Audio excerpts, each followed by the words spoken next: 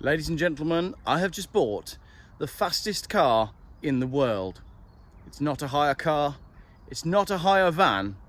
The fastest car in the world is the car you were driving when you were 18. This was my first car. I'm going to tell you why I've bought this. Well, ladies and gentlemen, this wasn't my first car.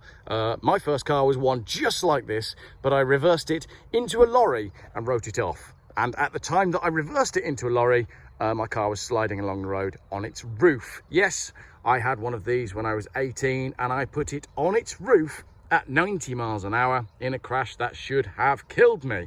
It is a 1999 Ford Fiesta 1.25 Z-Tech, a fantastic, peppy little engine that was the perfect car to have as a young, budding boy racer.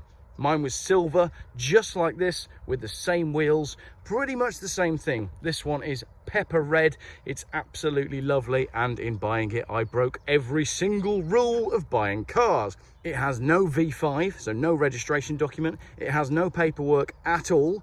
It was in Birmingham. Not only was it in Birmingham, but it was in Handsworth, and the seller was quite clearly not using his real name.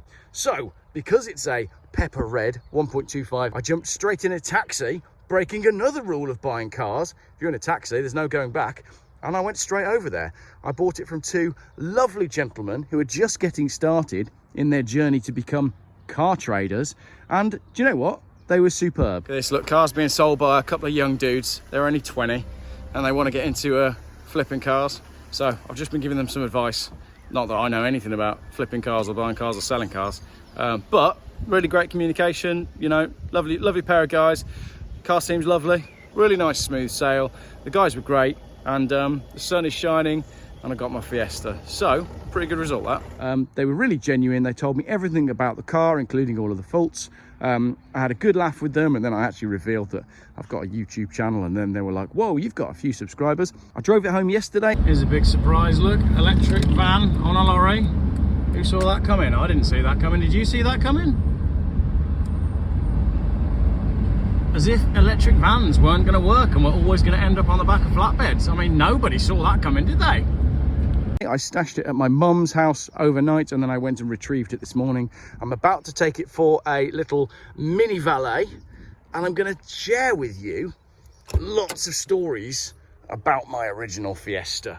And also, we're going to go on a trip down memory lane in the coming weeks, because this one is a keeper. It will be staying with me.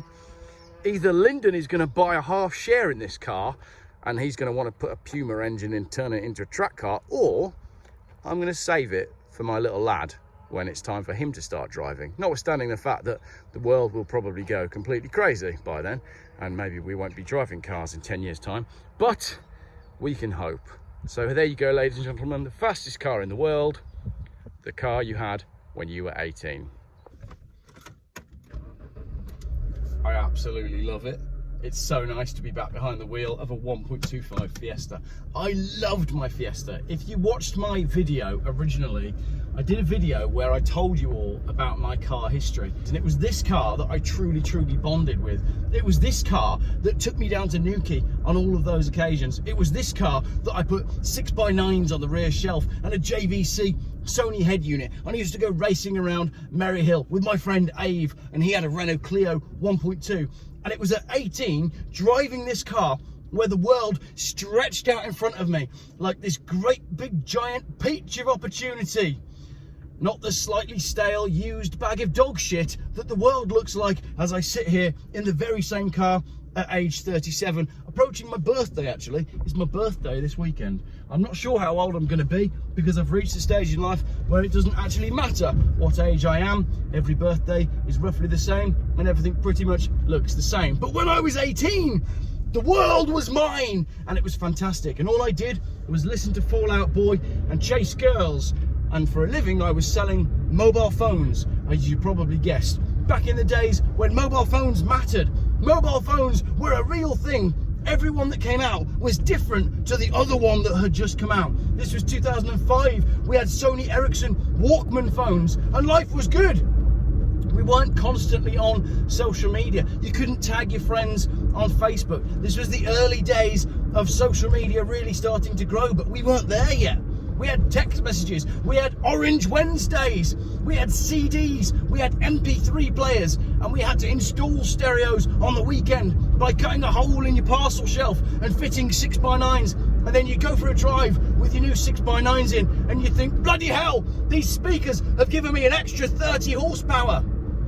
This car has a tiny 1.25 litre engine, and I drove it everywhere at 90 miles an hour, right up until the point I put it on its roof in a very large crash that should have killed me. But luckily for you guys on YouTube, I'm still here.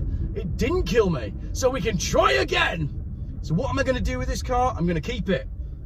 Probably not going to try and put it on its roof at 90 miles an hour though, but what a lovely little thing. £700 I paid for this, partly because it's got no V5 and it's got no paperwork. But this engine just wants to be driven. The 1.25 was the absolute peach of the Ford range. They should have put this engine in the KA, but they didn't. Instead of using the 1.25 revvy little Yamaha developed 16 valve engine, they used the 1.3 Duratec, which had been around since about 1937, which made the Ford KA rubbish and thirsty and not fast. They should have put this one in.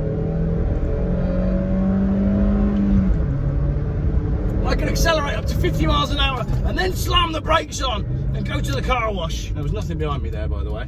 Just like the way I used to drive when I was 18. So let's get a car wash and then let's indulge in some memories, and let's talk about why this car really is absolutely bloody fantastic. I am keeping this one. Sunroof and everything. Right, mini valet and then more chat. Look at it, the proportions are just beautiful. These Mark IVs with the smaller headlights were just fantastic. What a great looking car that is. It's a sporty little thing, and I'm going to let you crack on with the car wash. I'm not going to hold you up, I just love this one.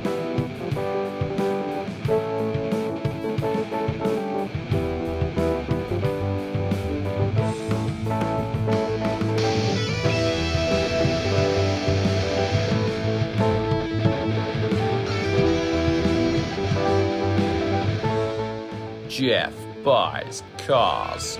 Still, YouTube's most boring car and conspiracy and conversation channel.